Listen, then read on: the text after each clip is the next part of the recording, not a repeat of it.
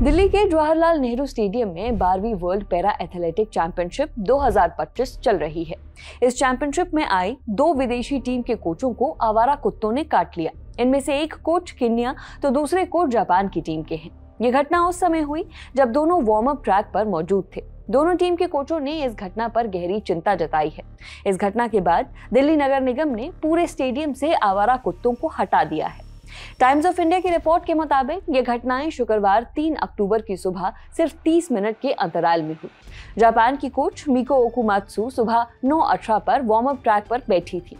वो अपनी एथलीट की ट्रेनिंग की निगरानी कर रही थी। तभी कुत्ते ने उनके बाएं पैर के पिछले हिस्से पर काट लिया। बताया गया कि घटना बिना किसी उकसावे के हुई। रिपोर्ट के मुताबिक मिको ओकुमात्सु को 2 गहरी चोटें आई थी। पहला घाव करीब 7x5x3 सेंटीमीटर का था, जबकि दूसरा घाव 3x3x1 सेंटीमीटर का था। उन्हें तुरंत फर्स्ट एड दिया गया। इसके बाद फिर सफदरजंग अस्पताल भेजा गया। वहां उन्हें anti rabies vaccine, immunoglobulin injection और टेटनस इंजेक्शन लगाया गया। डॉग बाइट की वजह से उनके पैर का मांस उखड़ गया था, इसीलिए टांके भी लगाने पड़े। वहीं केन्याई स्प्रिंट कोच डेनिस मवांजो के साथ घटना सुबह 9:42 पर हुई। तब वह पैरा एथलीट स्टेसी को 200 मीटर वार्म अप में मदद कर रहे थे। इसी दौरान वह एक ब्लॉक ठीक कर रहे थे। तभी एक आवारा कुत्ते ने उनकी दाहिनी पिंडली पर काट लिया। कोच मवांजो की दाहिनी पिंडली के पिछले हिस्से पर करीब 2x2x1 सेंटीमीटर का घाव था।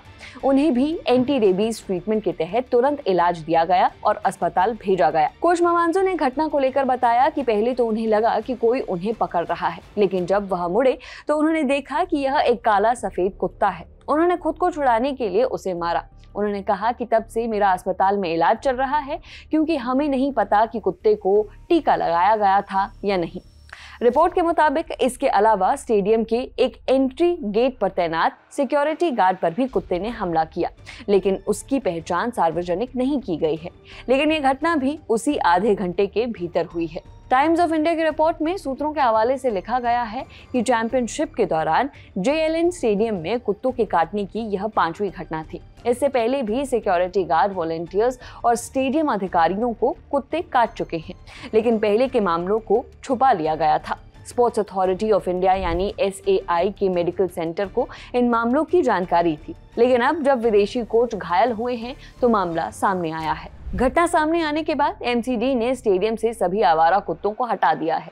चैंपियनशिप की आयोजन समिति ने बताया कि 21 अगस्त 2025 को MCD से जवाहरलाल नेहरू स्टेडियम की सुरक्षा के लिए आवारा कुत्तों को स्टेडियम से हटाने का आधिकारिक अनुरोध किया गया था। MCD ने तुरंत कार्रवाई करते हुए चैंपियनशिप शुरू होने से काफी पहले ही स्टेडियम को खाली करा दिया था। लगातार निगरानी और तुरंत कार्रवाई सुनिश्चित करने के लिए चैंपियनशिप के पहले दिन से ही स्टेडियम में कुत्तों को पकड़ने वाली गाड़ियां तैनात की गई थी। आयोजन समिति के मुताबिक इन उपायों के बावजूद स्टेडियम के पास आवारा कुत्तों को बार बार खाना खिलाने की वजह से कुत्ते फिर स्टेडियम में घुस आए और ये घटनाएं हुई।